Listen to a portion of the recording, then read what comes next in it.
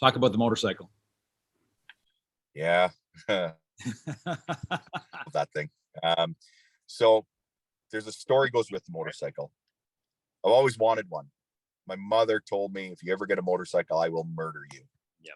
So, we all should listen to our moms, and I did in that instance. Didn't get one for years and years and years. I'm laying in the hospital, wondering if I'm going to die with cancer. Get through that, and I get out of the hospital. I've been out of the hospital for 9 days. I've been laying in bed at home. I finished the internet in that time. Started it, finished it in 9 days. I had done so much research about them. Decided that I'm getting a bike. It's time to live a little. Yeah. So I went and bought myself a Victory Vegas 8-ball, Polaris brand, really sweeping lines, big V-twin, obnoxiously noisy, really cool bike.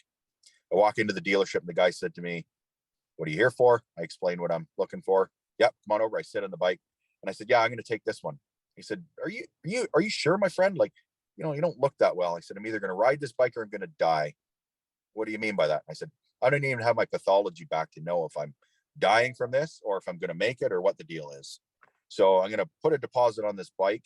I'm going to buy this bike, and that's going to be my incentive to live through all of this." So as you can see, I lived through all of it. Picked the bike up 3 months later, sorry. Never ridden a motorcycle in my life. Crazy. Didn't even have a motorcycle license when I bought it. Wow. So I buy it. I go to do the course. I get my graduated licensing, and then I start riding it. So that was in 2012. I bought that bike. I still have that bike to this day. I will never sell that bike. That bike is near and dear to my heart. Yep. As a matter of fact, this is how near and dear it is to my heart.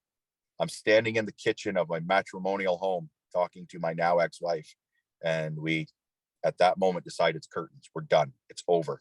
I went out to the garage, I put my gear on, and I left with my motorcycle. Everything else can stay there.